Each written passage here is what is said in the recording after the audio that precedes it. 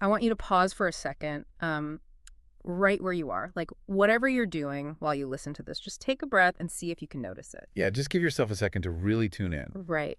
Because there is a very quiet, almost imperceptible background hum in your mind. It's this exhausting, constant mental tally. Oh, we all have it. Yeah, you know the exact voice. I mean, it is the one perpetually comparing where you are right now to where you were yesterday. It's, comparing your achievements to your peers. Mhm. It's comparing your actual daily life to some like idealized, hypothetical version of your life that you just feel you should be living by now.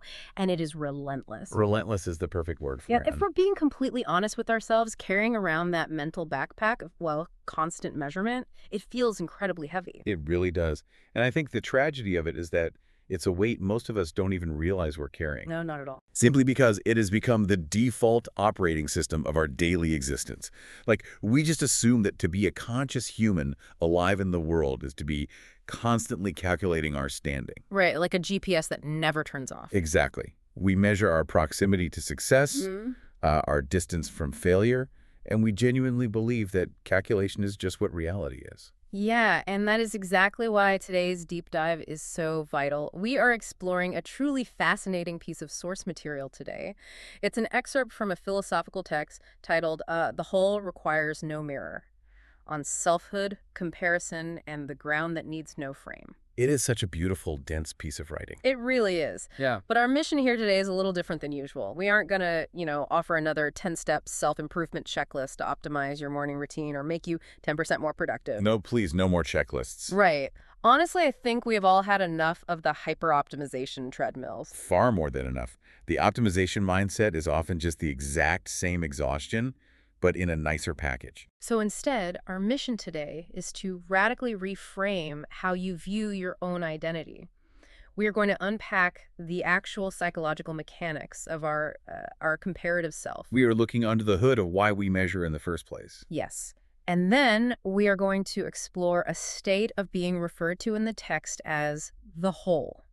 This is a space where peace isn't some elusive trophy you finally achieve after you've, worked hard enough. It's simply what already exists when the measuring stops. That's the real shift right there. Okay, let's unpack this. Well, I mean, let's get into it, because before we can ever hope to find that kind of profound peace, we really have to understand the specific tool our brain uses to navigate the material world. We absolutely do. And it is a tool that fundamentally thrives on making us feel separate. That is the crucial starting point.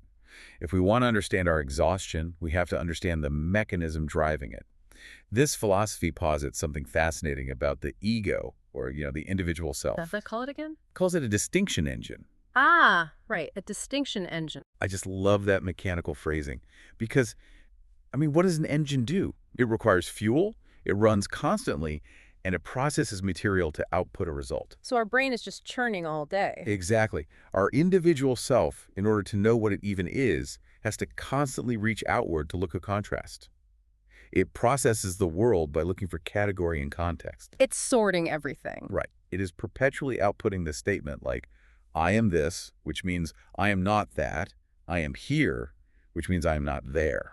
There is a really illuminating analogy used in the source material to explain this, comparing the ego to a shadow. Oh, the shadow analogy is fantastic. Yeah, because a shadow only exists because an object is blocking the light. It's defined entirely by the boundaries of the light surrounding it. And needs the contrast. Right. If the whole room is plunged into total darkness, or if the room is evenly flooded with blinding light from all directions, the shadow completely disappears. It just vanishes. Yeah. Our ego, our sense of a separate individual self, works the exact same way.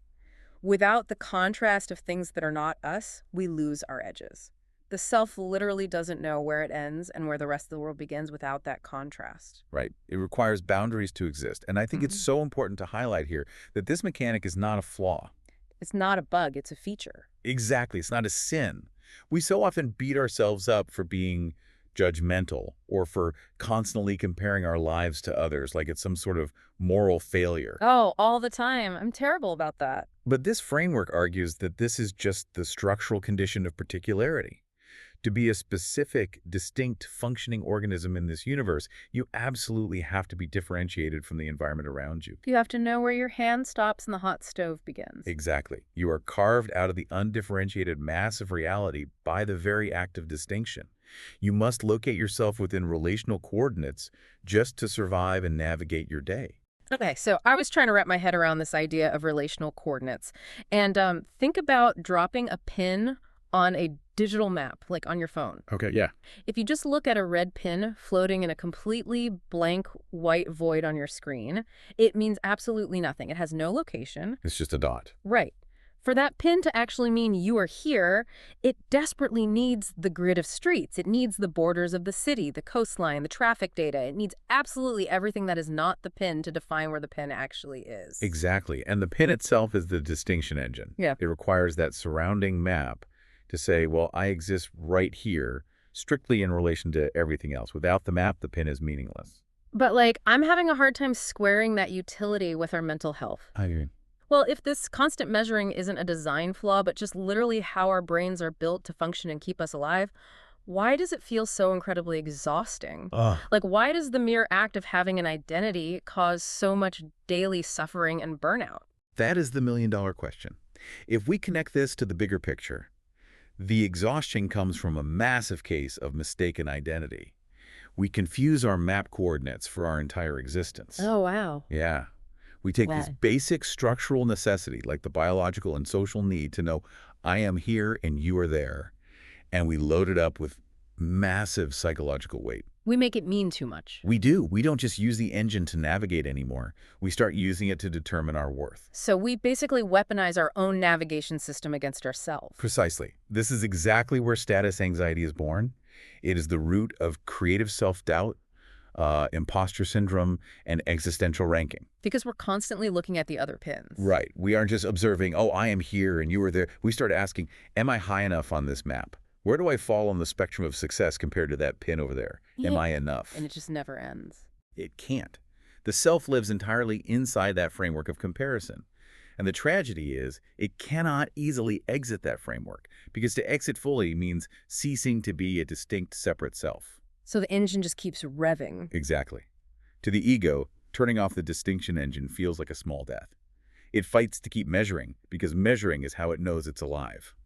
And that brings us to the second massive concept we need to explore today. Because our individual self relies so heavily on comparison just to survive, we naturally assume that absolutely everything in existence operates on a ranking system. We just project our reality onto everything. Right. We project our little local map grid onto the entire cosmos. We think the universe is judging and measuring just like we are. But, like, what happens when we zoom out? Yeah, what happens when the map ends? Exactly. What happens when we zoom out to a scale of reality where there's quite literally nothing left to contrast against? What's fascinating here is how we conceptualize that scale. The framework in the text calls it the whole. A whole. Right. And the absolute geometry of the whole is radically, fundamentally different from the geometry of the individual self. How so? Well, the whole is not located anywhere. It has no coordinates. Why? Because there's nothing outside of it to form the axes of a coordinate system. So there is no grid for the whole. No grid. It cannot measure itself against something else because nothing else exists at that absolute scale. Because you need two things to compare. Exactly. Comparison fundamentally requires at least two terms to work. You need an A and a B, but the whole is just one single term. Or, perhaps more accurately, it is the prior condition that makes the concept of separate terms even possible to begin with. So it doesn't highlight itself because there is no backdrop for it to pop against. It have no surround. That's precisely. Now, if you are listening to this on your commute right now, or maybe you're taking a walk, you might be wondering how an abstract, ivory tower concept like coordinateless geometry actually helps your stress levels or lowers your blood pressure. It sounds a bit academic at first. It does, but here is where it gets really applicable. This isn't just metaphysical chatter, it is deeply experiential. It really is. It changes how peace physically feels in the body. Because the argument is that the whole is not anxious. It has nothing to prove and nowhere to rank. It can't be anxious. Right. Peace at this level is not an achievement. It's just the natural texture of what has no outside, no mirror, and no competing referent. The natural texture. That phrase is so vital to internalize. Yeah, it's a great phrase. We are so conditioned to think of peace as the feeling we get when we finally win the game of comparison. When we finally beat everyone else to the finish line. Exactly. We think peace is what happens when we finally get the promotion, or Yeah. when we finally look a certain way, or when our bank account hits a certain number. We think peace is the reward for securing our status. But true peace is the recognition of a state where the game itself doesn't even exist. The whole wasn't ever in a comparative relationship to begin with, so it never has to strive to win. I'm struggling to find comfort in that, though. Really? Why is that? Well, if my entire brain is literally built as a distinction engine, and my whole operating system is based on finding edges, conceptualizing something without edges doesn't sound peaceful to me. It sounds a little overwhelming. It sounds terrifying. If there are no boundaries and no mirrors, how do we not just lose our minds? It sounds like falling into a black hole of nothingness. And right there, you have just articulated the exact panic of the ego. Really? Oh, absolutely. This raises an incredibly important psychological question. What happens when a machine built strictly for measuring tries to process the immeasurable? I guess it breaks. It completely short-circuits. The fear of losing our edges is the most primal fear of the self.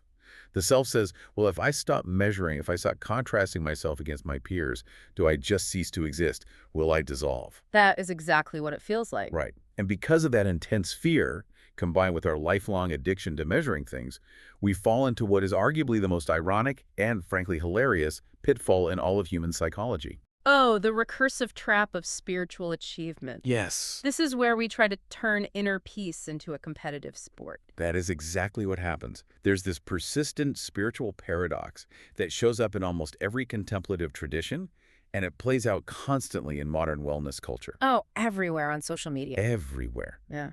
And it goes like this. The individual self is exhausted. It genuinely wants to experience the profound, restful peace of the whole. But to actually do that, the self has to temporarily suspend the very comparative apparatus that makes it a self. The engine has to be turned off. The measuring just has to stop. Right. But the ego doesn't know how to do anything but measure. That is its only function.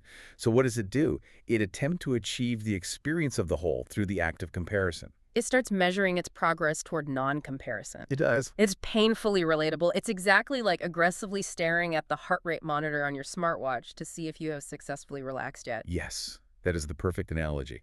Like, you're sitting there breathing heavily, looking at your wrist, thinking, am I zen yet? How about now? My heart rate is 75, so I need to get it down to 60 so I can officially win at relaxing. It's so funny because we all do it. It just highlights the total absurdity of trying to optimize our way into letting go. It's the perfect modern equivalent. We construct these incredibly elaborate hierarchies of transcendence. We really do. We look around a meditation retreat or a yoga class, or even just scrolling through wellness influencers online, and we think, wow, I am definitely more attached to my ego than that person over there drinking the matcha in the linen pants. Or conversely, we think, well, I am so much more mindful than my stressed out coworkers. Exactly. You are using the exact same machinery of status anxiety. You have just swapped out the currency. The currency has changed. Right. Instead of wealth or cars or career titles, the new currency is spiritual detachment and inner peace. I am currently winning the non-attachment Olympics. Look at my lack of ego. Exactly. And the core takeaway here is a hard, unavoidable truth. You cannot use the self's tools to pursue the one destination those tools cannot reach. It just doesn't work. You cannot construct a hierarchy in which the realized person is somehow better at transcending hierarchy. Yeah. The whole is not a destination the self arrives at by getting really, really good at being a self. You cannot hack or optimize your way into the infinite. You just can't. So if we know we cannot achieve our way out of this trap, and we absolutely cannot measure our way out of it, how do we actually experience this profound peace in our daily lives without just completely destroying our individuality? Right. How do we live it? Yeah. This framework suggests a major pivot, a shift from the exhausting act of achieving to the quiet act of remembering. Yes. It describes this shift as a relaxation into existence. A relaxation. Right. It is the sudden, clear recognition that the framework of comparison, like our little digital map with the red pin, is strictly a local phenomenon. It's just a small part of the picture. Exactly. It is real within its specific domain. Yeah. It operates in your daily life. It helps you pay your taxes and drive your car safely. All very important things. Very important. Yeah. But it is not the final absolute word on what existence actually is. The self compares. The Mhm. whole simply is. And both of these things are completely true simultaneously, just operating at different scales of reality. To really ground this, there is an analogy that anyone who has dabbled in Eastern philosophy or mindfulness has probably heard 100 times: the distinction between the wave and the ocean. It's a classic for a reason. It really is. Yeah. But what makes this specific framework's approach to that classic analogy so vital for our burnout problem is how it treats the wave's right to exist. It reframes the relationship entirely. So the wave is real. It rises up out of the water. It has a very specific, measurable shape. It is a start and an end. Right. It moves with intention and force. It gathers momentum, and it eventually crashes on the shore. Yeah. And it is entirely distinct from the wave right next to it. That wave is the individual self. That is our particularity. But the absolute truth is, the wave has never, for a single fraction of a second, not been the ocean. And pay close attention to the behavior of the ocean in this framework. Okay. The ocean does not compare itself to the wave and find the wave lacking. The ocean isn't contextualized by the wave. The wave contextualizes itself. Right, within the ocean, which makes total sense because that is what waves do. They rise and fall within a local context. Hmm. But the ocean has no comparable partner. Because it's everything. Exactly. It Mm. simply holds the space in which the waving happens. The space in which the waving happens. I love that. But so what does this actually look like on a Tuesday afternoon at the office? Good question. Because I'm sure some highly motivated listeners out there are thinking, wait, does this mean I just stop trying to improve my wave entirely? Do I just give up? Yeah. Do I just drop out of life, stop striving for that promotion, and float aimlessly because my career is an illusion and it's all just Urshan anyway? Not at all. And that is where the true brilliance and nuance of this perspective really shines. Okay, so we don't just give up. No, remember, we established earlier that the structural condition of particularity being a distinct self is not a flaw. The invitation here is not to stop being a wave. You still have to be you. Yes, you still have to return to your embodied daily life. You still have particular needs, relationships, career goals, and creative intentions. Your wave is still going to move and strive and crash. So what actually changes then? What changes isn't the fact that you are waving. What changes is the existential dread behind the movement. The dread that we aren't enough. Yes, you stop demanding that your wave's specific shape justify your fundamental right to exist. Wow. You stop measuring the height of your wave against every single other wave in the water to see if you are worthy of being part of the ocean. Because you're already wet. You already are the ocean. Yeah. You can strive, you can build a company, you can create art, but you start doing it from a place of play, curiosity, and natural expression. Rather than fear. Exactly. Rather than a frantic, exhausting attempt to secure your place in a hierarchy. Because your place is already eternally secure. Like, you don't have to earn your spot in the water. Precisely. You don't have to earn your spot in the whole. You are the whole currently experiencing itself through the local, temporary, beautiful shape of a wave. If we pull all of these threads together to look at the journey we've just been on, we started by looking honestly at our brain. We did. We saw it for what it is. A relentless distinction engine, a machine that casts shadows, always defining us by what we are not, constantly seeking edges and contrast just to know where it stands. Which naturally leads to the heavy mental backpack, the total exhaustion of the comparative self. Right. And from there, we recognized the trap, the recursive irony of trying to use that exact same measuring tool to find spiritual peace. The smartwatch heart rate monitor. Exactly. We saw how easily we try to climb a spiritual ladder that just leads right back into our own status anxiety. But finally, by zooming out past the coordinates, we arrive at this profound relief. The relief that we don't have to destroy our ego. Yes, and we don't have to dissolve into a terrifying void of nothingness. We are a distinct, striving, particular wave, and we are also, already and always have been, the infinite ocean. The measuring can simply stop. You don't have to break the engine. You just don't have to run it all the time. And speaking of those moments where the measuring finally stops, I want to leave you with one final thought to mull over today as you go about your life. I love this part. If our self is truly a distinction engine that absolutely requires contrast and edges to exist, what happens in those rare, breathtaking moments when we experience profound, overwhelming awe? Like a true sense of scale. Right. Think about a time you were staring up into a pitch-black night sky far away from any city lights, seeing the Milky Way. or the moment you stood at the very edge of the Grand Canyon. It takes your breath away. In those specific moments, the scale of what you are looking at is so massive, so beyond human comprehension, that your mental coordinate system just temporarily shorts out. You cannot process the data. No. In that moment of awe, does your self momentarily forget its edges? And is that brief, breathless silence you feel in your chest? Is that actually the sensation of the ocean finally looking back at you? That is a beautiful thought. Thank you so much for joining us on this deep dive today. We hope you have a wonderful, peaceful rest of your day, completely free of comparison.